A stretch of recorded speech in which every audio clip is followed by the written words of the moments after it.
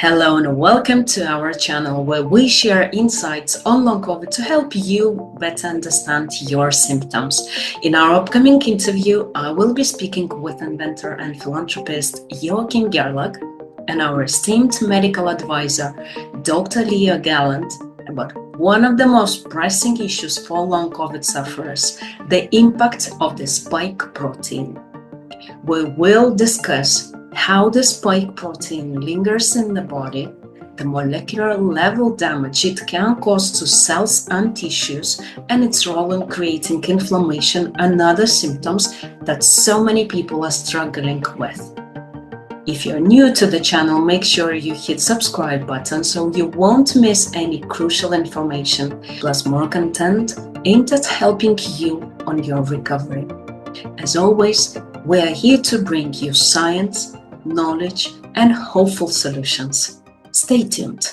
The spike protein itself is not only fusing with our cell receptors and our cell membranes, it's also, to say mildly, a very extraordinarily toxic protein.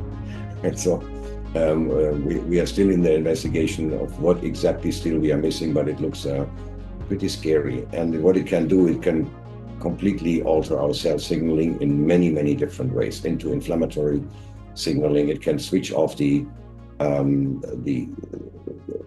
apoptosis or autophagy mechanisms. It can lead to a cell cycle arrest. It can lead to cancer. It can do a lot. It can cause inflammation, neuroinflammation, can cause thrombosis. And so the list is pretty endless. We're talking about hundreds and hundreds of different signaling cascades that can be off and that we have identified in the past 4.5 years.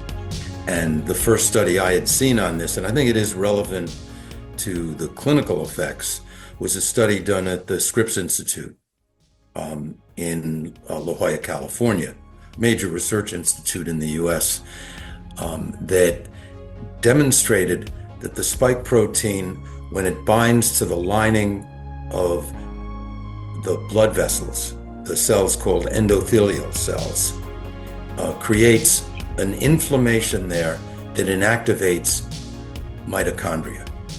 And that mitochondrial inactivation creates inflammation of the lining of the blood vessel, which then the consequences of that are that you get blood clots.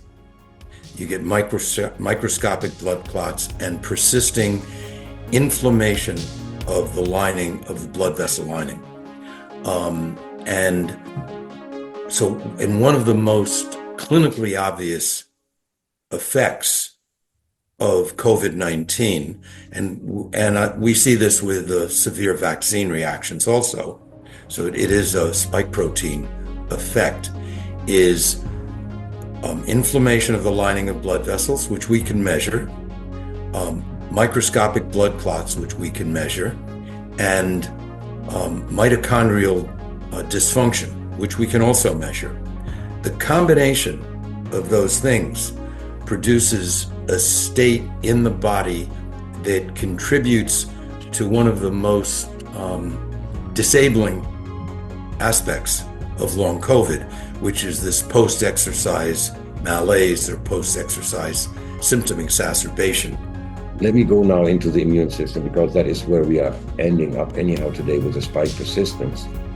So I think this should be known by now that there is direct infection of T lymphocytes by SARS-CoV-2 virus, clearly be visible under the electron microscope. What is really interesting to mention is that this paper, Charles Rixey brought that to my attention, has been published or co-published by Zheng Li Shi. That's the bat lady from Wuhan. Yeah? I mean, how cold-blooded can you be? Make a virus and then do a damage assessment in a publication in Nature magazine after that. Yeah? So it's very clear that this virus is designed, or at least can cause immunodeficiency. You know?